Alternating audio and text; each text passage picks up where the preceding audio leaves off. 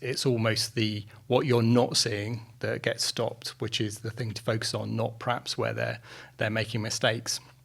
It seems to me that they are trying to get a handle on your industry a little bit more at the moment around the labels that not you but others have been putting on funds, the descriptions that have been used in the past, which perhaps weren't accurately describing what was going on in the fund. Obviously, when there was more momentum behind ESG and it was the in thing, some companies tried to pretend that they were doing something they weren't. So how's that playing out? The regulations have been changing. Has there been practical positive impacts from regulation so far within your sector and what you're attempting to do? I would broadly agree with you that the FCA is taking a kind of admirable role in this.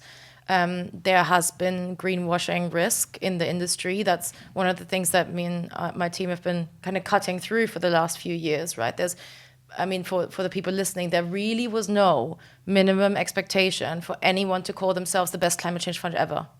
There was nothing attached to that. And I think that's what they're addressing, right? They're addressing the minimum standards that are attached to a marketing spiel, essentially. And I think that's completely right. And I think this is the anti-greenwashing rules, which are actually called that, are very good. They're principles-based, but they're very good because it gives a legal framework for people to challenge fund managers on their claims and therefore provide more transparency to clients, and clients can build more trust.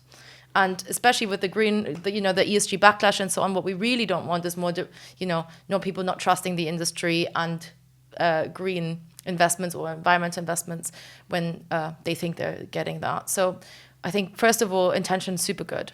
Second of all, what they've done is, yes, you're right. They've come up with, I guess, very key definitions of what is a sustainable investment and what is not a sustainable investment. And they allow funds that you can buy out there to label themselves such, and then therefore adhere to these criteria. I think they're good. There's 4 of them: impact, sustainable focus, sustainable improvers, and mixed. We see asset managers that we work with apply them. I think it's lifting the bar on transparency. There's more data being provided for clients. People know what they're investing in, what they're not investing in. I think it's starting to really take shape.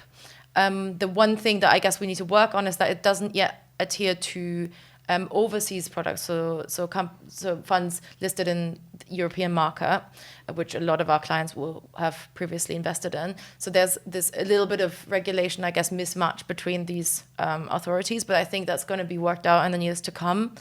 I think it was time that something should happen. We are really supportive of it.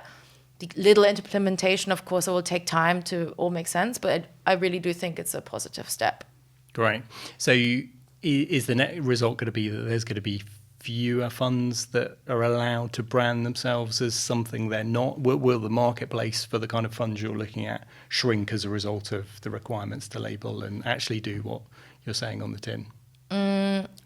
We haven't seen it so far. So for all the funds that are on our list, they did apply for a label if they were UK-focused funds. So I wouldn't necessarily say that. I think most of the funds that were doing it properly will take that. There are some instances where the rules don't yet work as well. Passives being one of them. I think there's not, bar one kind of pension product, there's no passive product I know that yet has achieved a label, and I don't think that's realistic. EQ as a house doesn't think it's realistic. I think passive have a role to play. We just discussed this, and I think they need to be revised or refined to make space for the passive market, especially if you think about all the other value propositions that passive have, like the lower cost, the accessibility, the democratization, essentially, of the capital markets. So I think there's a bit of nuance to that.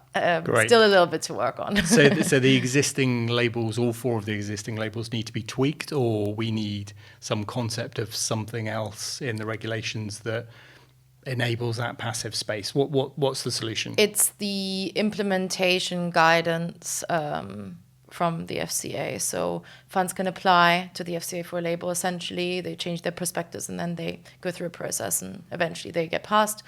And I think in that process, there needs to be more guidance as to how a passive index tracking, data-driven approach could potentially align to a label or not. We're really early days. It's only come into place this year. It might be that it's intentional by the FCA. We're not quite sure yet. that passives are so far left out. But I think there's industry pushes and consultations that allow us to voice those views, and we will continue to do that to hopefully create sustainable products that we can stand behind that do apply a passive approach.